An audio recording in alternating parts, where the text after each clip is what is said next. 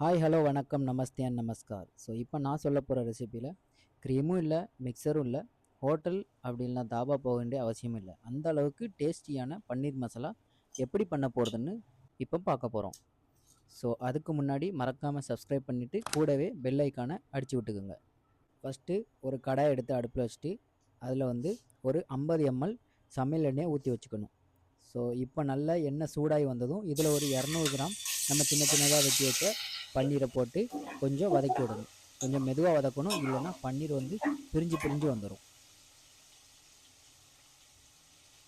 So இந்த மாதிரி பன்னீர் நல்ல கலர் மாதிரி வந்ததும் அதை தனியாக எடுத்து வச்சுட்டு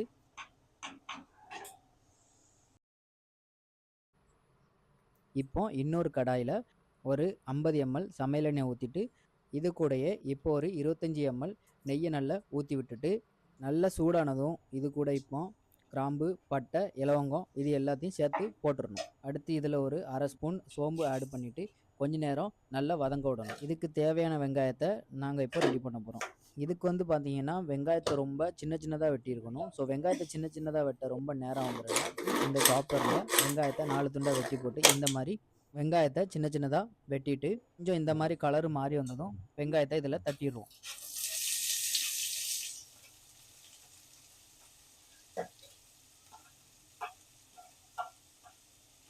சீக்கிரம் வரதுக்காண்டி இதில் ஒரு ஸ்பூன் உப்பை போட்டு நல்லா கிளறி விட்டுக்கணும்.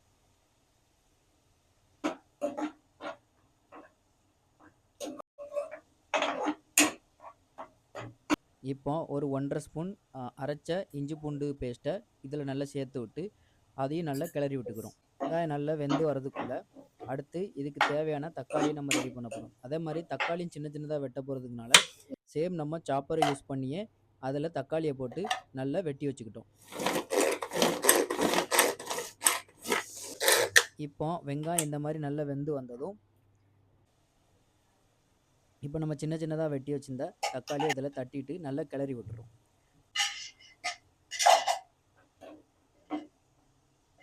இப்போ இதெல்லாம் வெந்து வரதுக்குள்ளே தாபா ஸ்டைலில் டேஸ்ட்டு வரக்கூடிய மசாலாவை இப்போ ரெடி பண்ண போகிறோம்.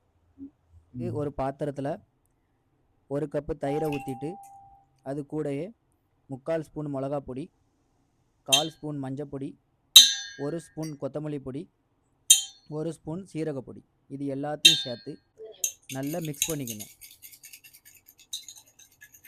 ஸோ நல்லா மிக்ஸ் பண்ணிக்கிட்டு இந்த மாதிரி எண்ணெய் நல்லா பிரிஞ்சு மேலே வந்ததும் இதில் நம்ம ரெடி பண்ண ஸ்பெஷல் மசாலாவை தட்டி விட்டு நல்லா கிளறி விட்டுக்கணும்.